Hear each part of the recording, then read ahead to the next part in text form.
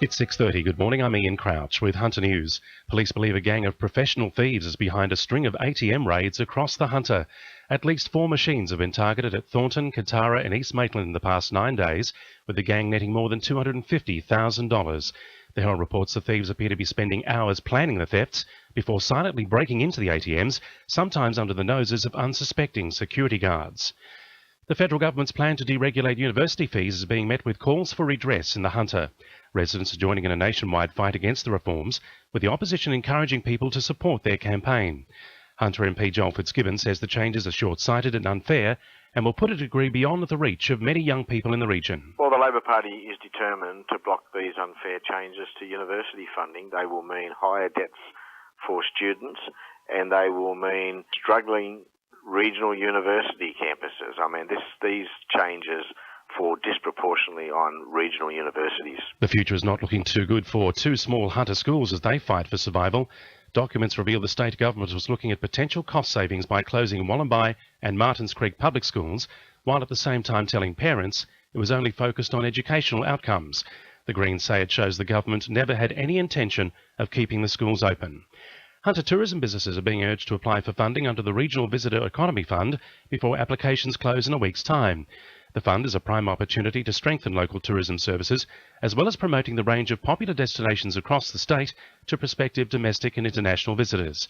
Maitland MP Robin Parker says it's a good opportunity to improve the tourism industry. Applications close on Friday the 7th of November, and it's a fantastic opportunity to improve local tourism products. Local government can apply regional tourism operations as well as industry for a total of $2.8 million of funding. Hunter Water customers can expect a nice surprise when they receive their next bill. The water utility has decided to voluntarily refund the carbon tax. The rebates will be backdated to July 1, when the tax was scrapped. The refund will be $13.23 on November 1, with another rebate for the same amount to be paid on July 1 next year. And federal member for Shortland Jill Hall will be hosting a breast cancer morning tea today at Windale Bowling Club. The morning tea begins at 10:30 and will feature a number of prominent speakers from the Hunter Breast Cancer Foundation and the Australia-New Zealand Breast Cancer Trials Group. Jill Hall is encouraging residents to get behind breast cancer research. It's a morning that'll give people a lot of information about breast cancer, about the things that they need to look for.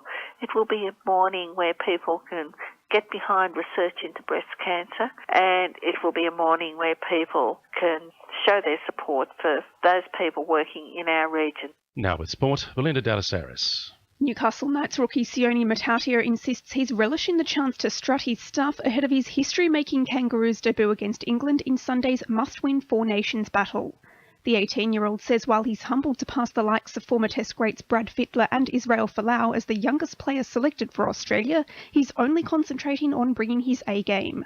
Matautia maintains he'll be treating the clash as merely another rugby league match with a focus on his carries and defence. Western are looking to lure former A-League star Troy Hearfield into their ranks as the Northern New South Wales NPL runners-up strive to go one better next season. The Bears are confident they can secure Hearfield's signature, with the utility continuing talks after attending a club training session last week. And Newcastle is determined to lay it all on the line against Perth tomorrow night, with the Jets' membership drive passing the coveted 9,000 mark yesterday. That's sport. I'm Belinda Delas Harris. To NURFM News Time 26 to 7.